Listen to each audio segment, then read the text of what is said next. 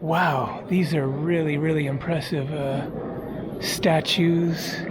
Looks like a Shiva Lingam there. I think this is actually a lot more impressive than 32, 33, 34.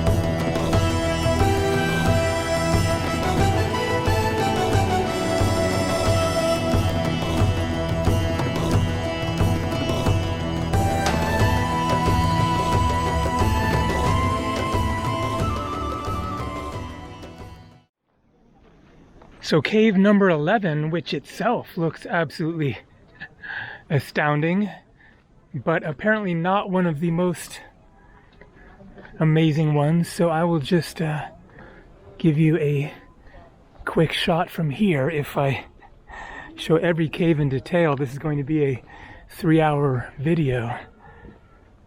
But this one also 3 levels.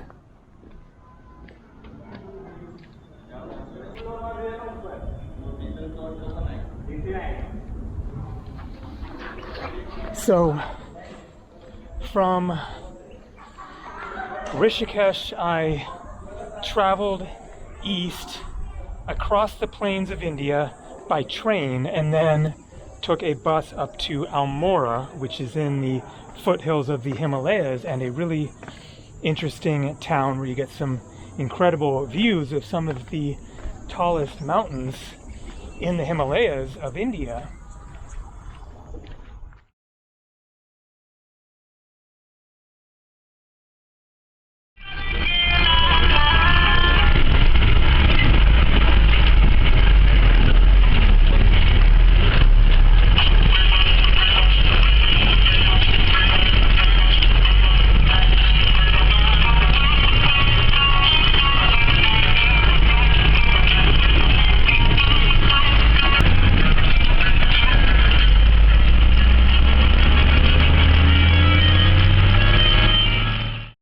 I didn't actually stay in the town of Almora, but in Kasur Devi nearby. Wow, look at this site.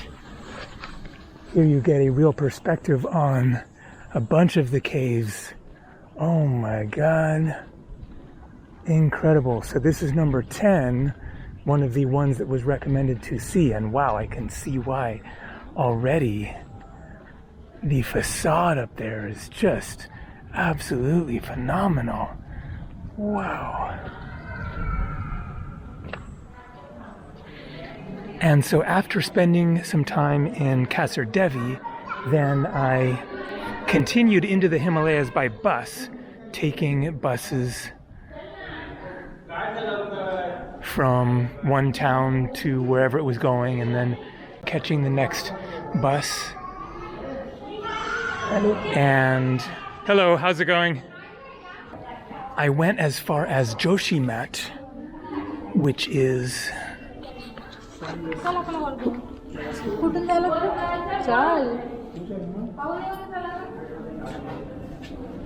deep in the Himalayas near the border of China, and I highly recommend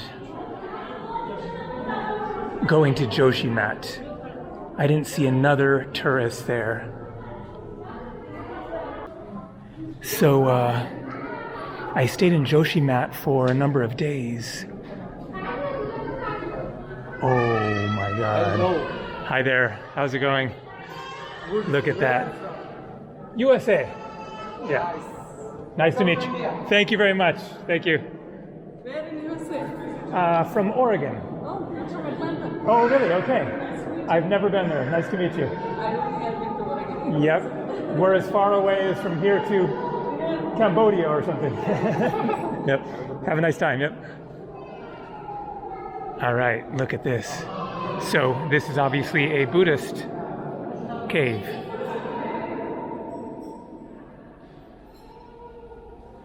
Oh my God. Incredible. Look at that.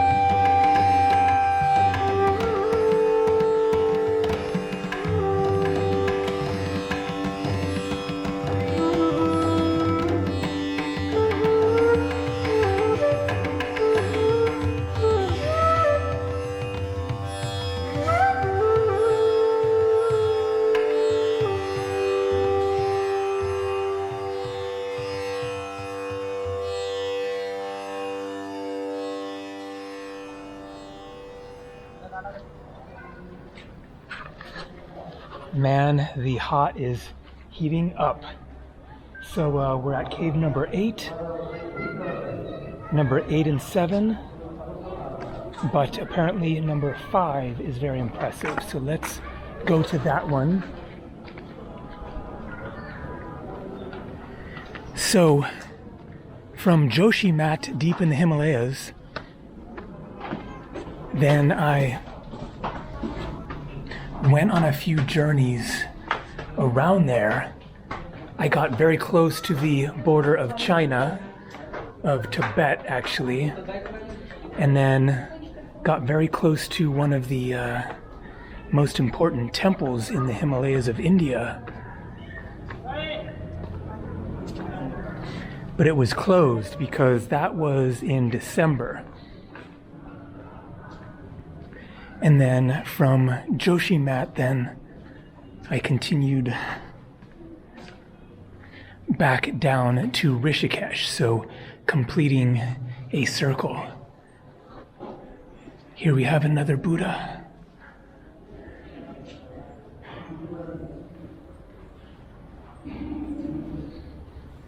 And so I stayed in Rishikesh for a little while.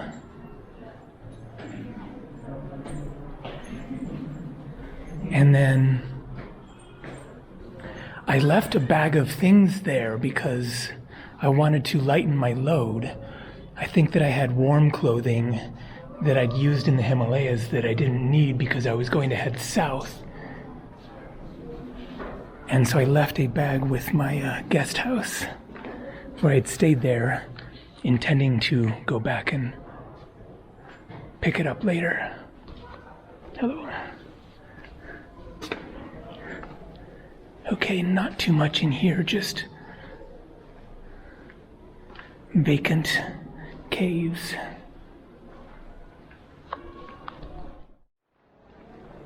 Cave 5. This is a very big and impressive Buddhist monastery, dated to the 7th century. Massive pillars, okay. So, my memory of this trip is kind of coming back in little flashes here and there as far as where I went. I remember that I went back to Delhi for a couple of days and then continued south to Orchha. Orchha is one of my favorite places in India. Not very well known for some mysterious reason, even though it is extremely impressive with a lot to see, a pleasant village, very quiet and peaceful, yet surrounded by absolutely incredible palaces, forts, temples, a river running through it, interesting countryside to explore. So another Buddha statue here.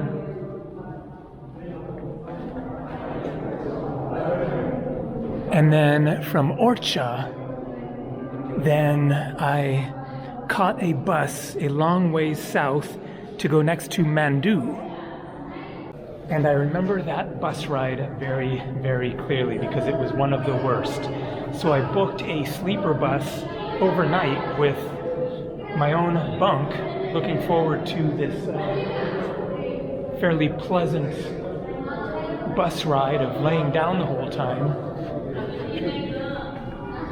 And so it leaves at like 10 o'clock at night. And I get on the bus, get into my bunk, all is looking good, and then the bus starts moving, and right away I realize, oh man, this thing does not have shock absorbers.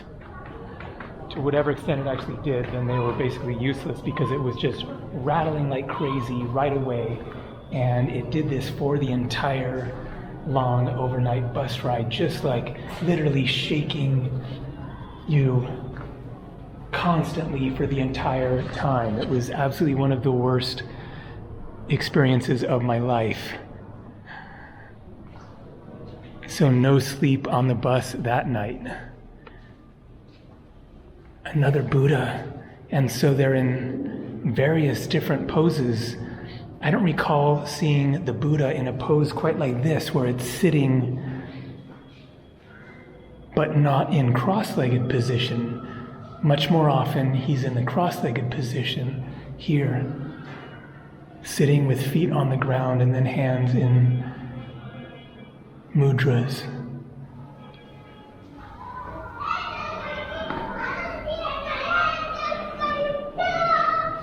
So I forget where that bus was taking me to, but I think a city in either Maharashtra here, the state that I'm in now, or maybe it was Madhya Pradesh, I forget. But anyways, I go to Mandu, which I returned to a few years ago and showed it. Really interesting place of a bunch of monuments kind of on this ridge with a big canyon, Hindu and Muslim buildings. Another Buddha, so these are all Buddhist caves. From Mandu, I then went to Pachmari. And so these are places that I think I had read about in a guidebook that had a small description of probably just a few paragraphs or something, but sounded interesting, and sure enough. So Pachmari is kind of this valley in a plateau quite a ways from Mandu, so either a long bus or train ride. And then spent a few days there, and then went to Omkareshwar. Really interesting town on the Narmada River with an island in the river that looks like an Indian Om symbol from above.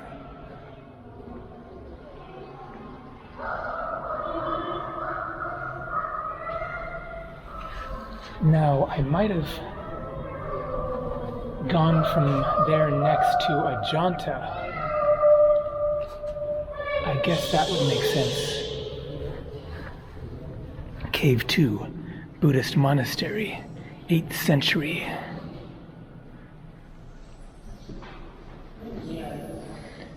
But anyways, it was sometime around then that I went to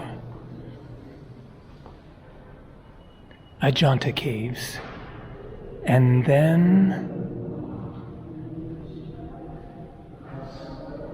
I definitely ended up in Gokarna again. Wow, this is another really impressive one. These statues are just absolutely incredible.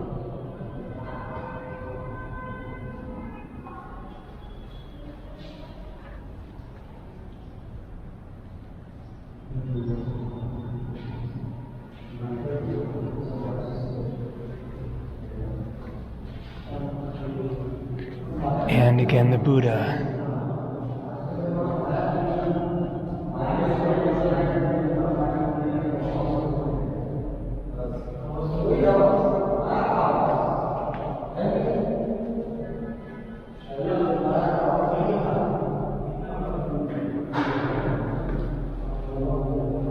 So I don't remember if I went to Goa on that trip, but I definitely went to Gokarna.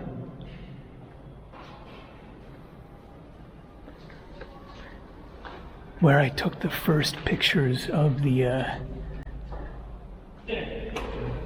cave there that I visited again just about a week ago when I was in Gokarna previously on this trip. I'd been to Gokarna before, but I think I didn't know about the cave that time.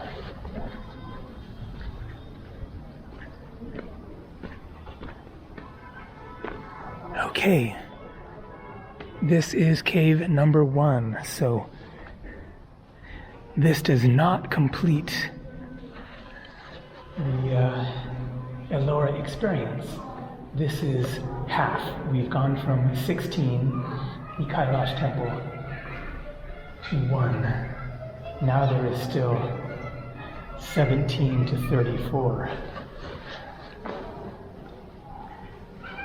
But I'm going to skip over those fairly quickly. I think 32 and 34 are the most impressive ones. So let's get back to cave 16, where you can catch a little shuttle electric vehicle to the end, get all the way to the end, and go to 32 and 34 and wrap up this story.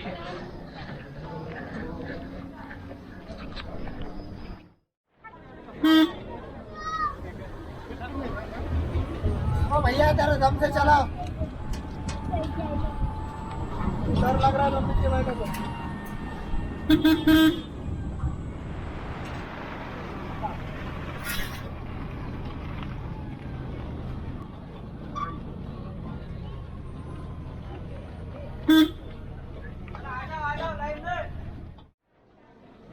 Cave 32. This is a double-storied cave temple dedicated to the Digambar sect of Jainism, datable to 10th, 11th century AD. the temple locally known as Indra Sabha because of the Matanga figure, mistakenly identified with Indra.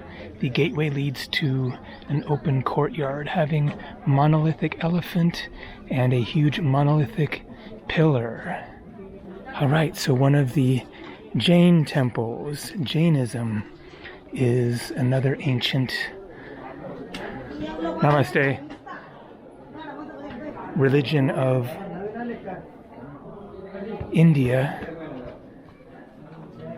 that existed alongside Hinduism and Buddhism. And so the different temples here don't mean that one of the religions conquered the other one and took over. They actually all got along. Jains, Buddhists, Hindus have generally gotten along throughout history and not been rivals. And so there is the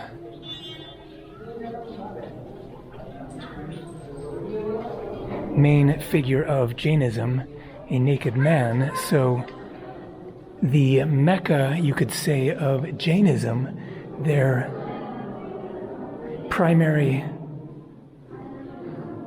place of pilgrimage is called Shravanabelagola. And I visited Shravanabelagola on another trip to India in 2006, where there is a huge statue of a naked man representing the Tirthankara, it's called. There were a number of Tirthankaras, or the Jain spiritual leaders.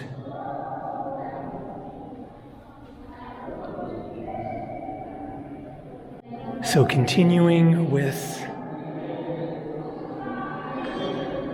the story of 2010 and 2011, from Gokarna, I went to Hampi.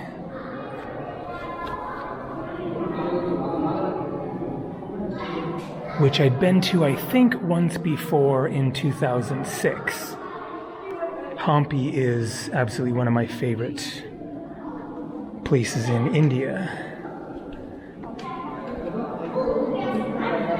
In the south, in the interior, an incredible area of temples, forts, palaces, Hindu and Muslim, a beautiful river, a cute little village.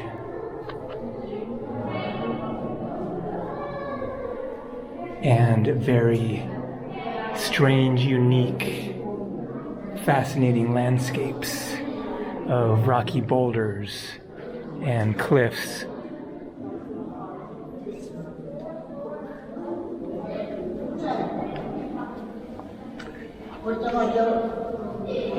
And then from Hampi,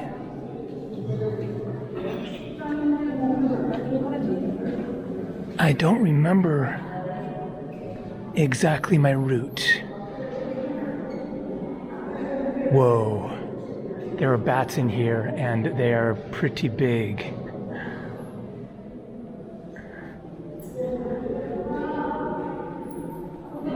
Oh, I can see them. Whoa, they're hanging up there and flying around. I think I'll stay over here. Wild. Oh, there's a bat right there. Crazy. So, I know that I went to Agra again as I headed north from Hampi. I can't remember if I made any other stops along the way, but I definitely stopped in Agra, saw the Taj Mahal once again.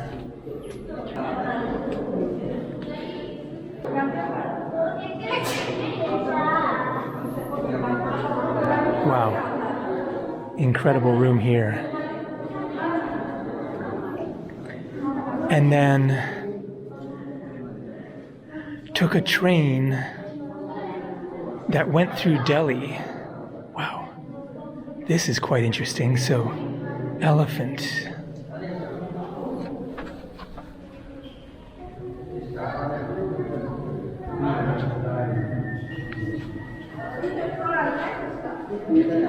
But it doesn't look like Ganesha. Maybe it's actually just an elephant.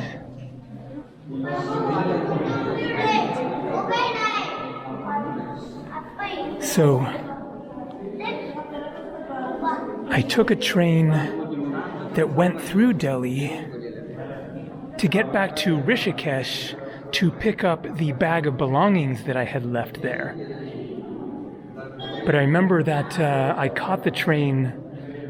It would have been from Agra. Oh boy, we got bats in here too. So yeah, that would have been from Agra.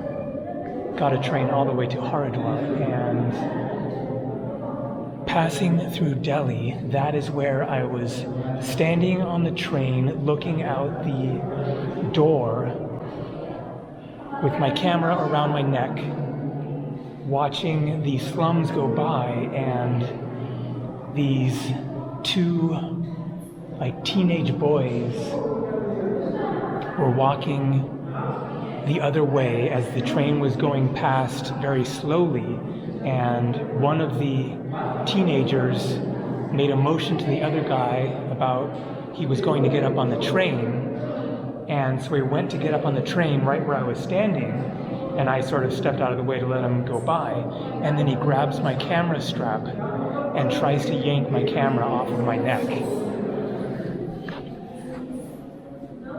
which didn't work because the camera strap is really strong. And then he jumped off. And I cursed at him as the train kept on going. That could have been worse if he had tried to like pull me off the train or something.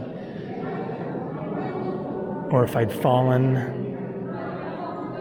But unharmed, just really rattled after that experience. And then, oh my God, I just realized that these two things happened the same day. Let's go check out the other cave.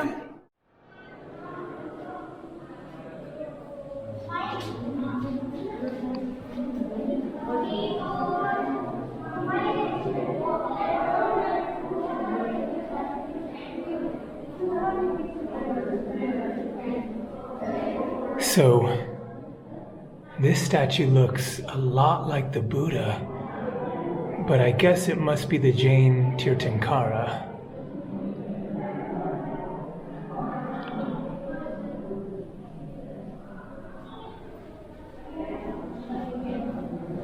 And then the elephant statue.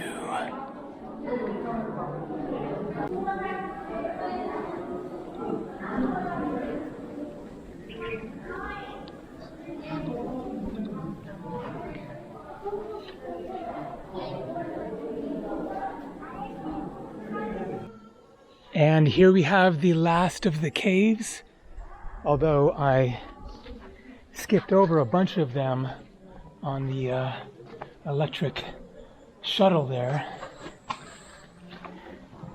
And I don't think that I will visit all of the other ones on the way back. I will see. But concluding the story,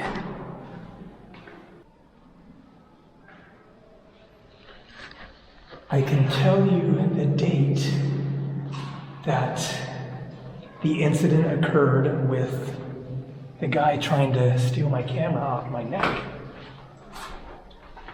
I believe that would have been March 9th, 2011. If I got it wrong, I will put the correct date down below, but right around there. Because this was the same day as the 2011 Japanese tsunami. Because after the attack, then the train that I was on was going to Haridwar on my way to Rishikesh. Okay, Cave 33, Jagannatha Sabha, 10th to 11th centuries. And so I decided to stay the night in Haridwar because the train was arriving in the evening, and then from there it's like a 40-minute bus ride to Rishikesh. And so I found a hotel near the train station, and the tsunami had like just occurred or a little earlier in that day, something like that, because there were images on the television at the reception desk when I was checking in. I go to check in and I look up at the television and all these video clips of the flooding. Check it out, a whole line of bats right there. Oh my God.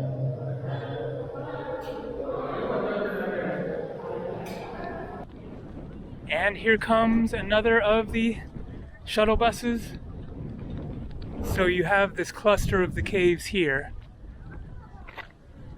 and then the other ones are back that way. So I'm going to hop on the shuttle and think about whether to stop and see one or two more or just get back and call it a day.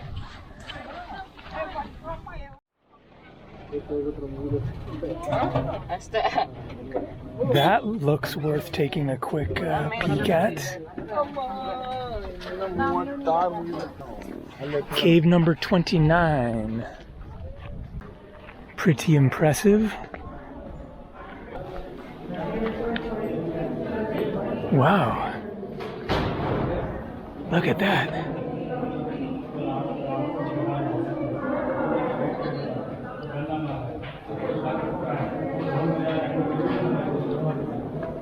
This is really incredible.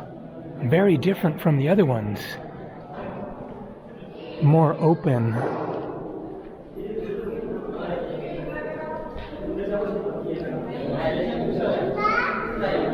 And so to wrap up that trip, then after